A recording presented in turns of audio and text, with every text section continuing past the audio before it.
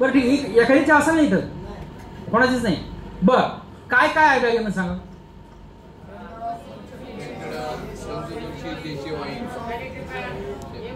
डेंटोडॉक बरोबर, त्याच्यानंतर पंचतुलसी, नंतर जॉईंट क्युटर oil, eye drop, sanitary pad, आणखी फेस वॉश, टिश्यू पेपर.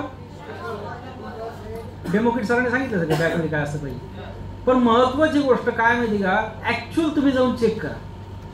90% लोकांकडे ह्या गोष्टी नाहीत. काही लोकांच्या बॅगेमध्ये डेंटोडॉक आहे तर जेसी ऑइल नाही, जेसी ऑइल आहे तर पंचतुलसी, पंचतुलसी आहे तर डेंटोडॉक नाही, डेंटोडॉक पंचतुलसी जॉईंट क्युटर आहे तर थर्माकॉल नाही, थर्माकॉल आहे तर फेस वॉश नाही, फेस वॉश आहे तर सॅनिटरी पॅड नाही, नाही तर मग आय ड्रॉप नाही. बरेचसे लोक, 90% लोक, तुम्ही आत्ताही बघा तुमची बॅग चेक करून, मी गॅरंटेड सांगतो हे सगळं आहे तर फाईल नाही, एफएसएस किट नाही. आणि एफएसएस किट आहे तर ज्या दिवशी जॉईन झाला 3 वर्षापूर्वी त्याची, हॅलो, एफएसएस किट सगळे त्याचं निघून गेलंय वरचं, आणि तरी तेच एफएसएस किट आहे. किती लोकांकडे कसं एफएसएस किट आहे, मी हात वर करणार नाही, मला माहिती गॅरंटी. ते एफएसएस किट वर सगळं पुसून गेलंय, फायटर गेलंय, सक्सेस गेलंय, नुसतं सिस्टम राहिली.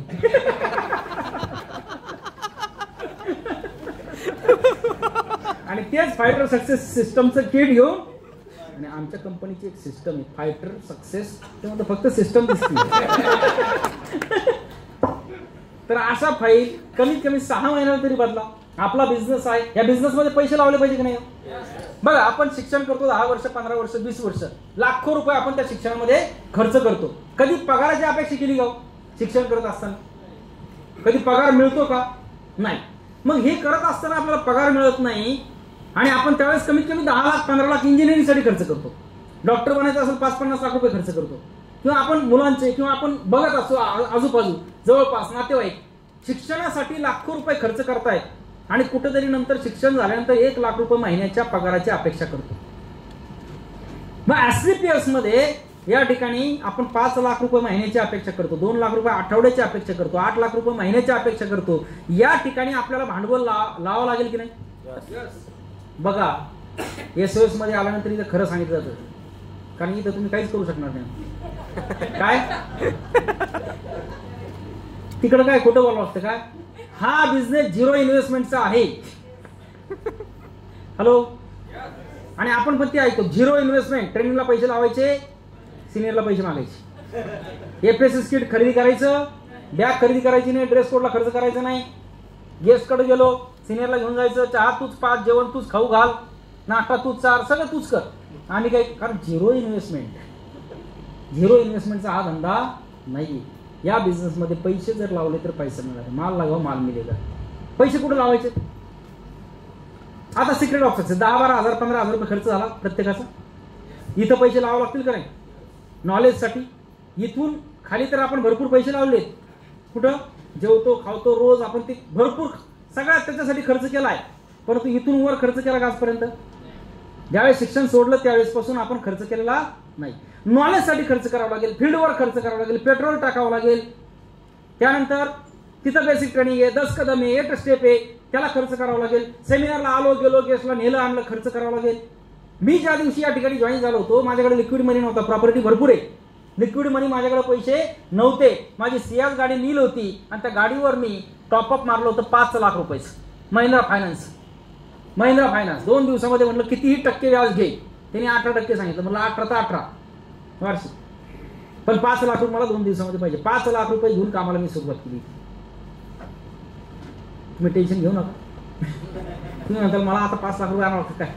तुम्ही 5 आणा, 2 आणा, 1 आणा, 3 आणा किंवा नका आणा, सगळं तुमच्यावर डिपेंड. महत्वाची गोष्ट, 5 लाख रुपये घेतले, पहिले 2 लाख रुपयाच्या गाडीमध्ये प्रोडक्ट टाकले, त्यानंतर 1 लाख रुपये ऑफिसला खर्च केला, ऑफिस घेतलं, डिपॉझिट दिलं, फर्निचर केलं, त्यावर खर्च केला 3 लाख, आणि 2 लाख रुपये खिशात ठेवले लिक्विडमध्ये. का? दिल्लीला आलो होतो, 5वा वर्धापन दिन होता कंपनीचा. त्यावेळेस मी 10 लोकांना घेऊन आलो, सगळ्यांचे पास मी काढले. 500 रुपये पास त्यावेळेस पण होता, 5,000 रुपये तो खर्च. काही लोकांना येण्या जाण्यासाठी नव्हती, ते पण पैसे दिले. त्यानंतर तिथं गेलो, फील्डवर पैसा, डिझेल, पेट्रोल, हॉटेलला बसलो. आपल्याला टेन्शन नाही आलं पाहिजे, हॉटेलला बसलो आता येणे जर काही मागवलं तर आपण गेलो चहा प्यायला, तो जर मला भूक लागली म्हटला मिसळ पाव द्या, मग 100 रुपये 150 रुपये. मी कधी विचार नाही केला, खिशामध्ये पैसे ठेवले, बिंदास तू खा, पण जॉईन केलं. आणि ह्या लिक्विड मनीमुळं एका वर्षामध्ये माझा सेटअप चांगला बसला, एकदम जबरदस्त. एवढा जरी प्रॉब्लेम होता तरी एका वर्षामध्ये सेटअप चांगला बसला. 24 महिन्यात डायमंड झालं. लोक काय होतं, खिशाला हात लावत नाही. शेतकऱ्याला पण कळतो की पहिलं पेरणी करावं लागेल, खत द्यावं लागेल, पाणी द्यावं लागेल, मेहनत करावं लागेल, मग पीक येईल, मग आपण मार्केटमध्ये त्याचे पैसे करू शकतो. पण आपण काय करतो, बिगर भांडवली. इथं करोडो रुपये कमवायचे, स्वप्न पूर्ण करायचे, पण बिगर भांडवल द्यायचं काय टाक. एक मला सांगा, एक भिकाऱ्याला पण कळतं, ताक जेव्हा समोर घेऊन येतो ना, स्वतःचे पैसे तर 10-15 रुपये टाकतो, वाजवतो, मग लोक पैसे टाकतात, बरोबर नाही. तर महत्वाची गोष्ट काय की आपण काय करतो, आपण भांडवल टाकायला मागे पडतो. इन्व्हेस्टमेंट ही इन्व्हेस्टमेंट आहे, काय आपली धंद्यातली इन्व्हेस्टमेंट आहे, खर्च नाहीये. तुम्ही जसं पेरताल तसं उगवणार. गहू पेरले गहू उगवल, बाजरी पेरली बाजरी उगवल, ज्वारी पेरली ज्वारी उगवल, आंबा लावला आंबा येईल, सीताफळ लावलं सीताफळ येईल. काहीच नाही लावलं काही येईल ना, गवत काँग्रेस. मग ते गवत उपडतं ना की त्याला पण खर्च करा. महत्वाची गोष्ट, ते गवत उगवण्याच्या अगोदर मशागत करा, त्यासाठी पैसा खर्च करा. 100% या ठिकाणी काय आहे, ज्या ठिकाणी तुम्हाला 3 वर्ष लागतील डायमंड बनण्यासाठी, तुम्ही 2च वर्षात बनता. आता याच्यामध्ये मला लोकांचे पण कारण येतं बरं का. लोक म्हणतात सर तुमच्याकडे पैसा आहे, हो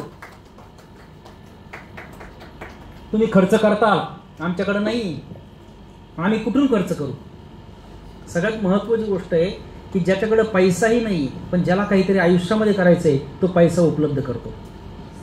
आणि ज्याला काही करायचंच नाही आयुष्यामध्ये त्याला असूनही पण कारण आहे. काम करण्यासाठी एकच कारण आहे आणि काम न करण्याचे 1000 कारण आहे. एसओएस मध्ये येण्याचं एकच कारण आहे, मला आयुष्यात काहीतरी करायचंय. आणि एसओएस मध्ये न येण्यासाठी 1000 कारण आहे. मला सुट्टी मिळाली नाही, पैसेच नाही, बुकिंग झालं नाही, कन्फर्मेशन झालं नाही, मी ते मामाचं असं झालं, मग ते आई आजारीच पडली, मग शेजारचा आजारी पडला, मग ते अमुकच झालं, मग ते पाहुणेच आले घरी, अचानकच झालं, बहिणीला पाहायला पाहुणे आलं, मला पाहायला पाहुणे आले, मग ते अमुक झालं, मग मला मुलगाच झाला. काहीतरी शेजारच्याला पोरग झालं तरी हा ही सुट्टी काढली. याला काय करायचं. पण न येण्याचे कारण आहेत ना, येण्याचे एकच कारण आहे काय की मला यायचं, येणे कंडिशन काही होऊ द्या. मला येण्याचं एक कारण होतं, मी 2-4 दिवस आलो नाही, पण मिसेसचा ऍक्सिडेंट झाला, पाय फ्रॅक्चर झाला, घरात कुणीच नाही करणार. मिसेस बेडवर आहे, मी इथे, घरात लहान मुलगा आहे, आई नाहीये, वडील नाही, सासू नाही, सासरे नाही, कुणीच नाही, एकटीच आहे. घरातली एक मुलकरीण आहे, तिला सांगून आलो की सगळं कर, काय असेल ते पैसे मी देतो. हे करून इथपर्यंत आलो. तर महत्वाची गोष्ट काय, येण्यासाठी मला एकच कारण आहे की मला लाखांना जाऊन भेटायचंय.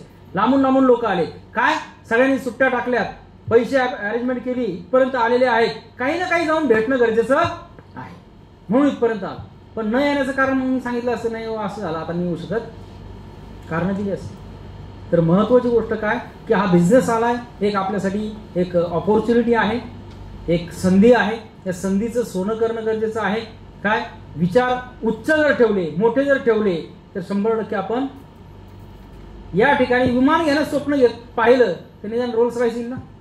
रोल्स रॉयसचं स्वप्न बघितलं तर निदान BMW येईल. पण स्वप्नचं इंडिगोचं बघितलं, स्विफ्ट डिझायरचं बघितलं. माझं स्वप्न आहे सर एकदा तरी मी स्विफ्ट घेतली. अच्छा, मग ते स्वप्न पूर्ण होईल का नाही माहिती नाही. तर महत्वाची गोष्ट ऑब्जेक्शन, मार्केटमध्ये काय काय येतात, लोकांचे प्रश्न काय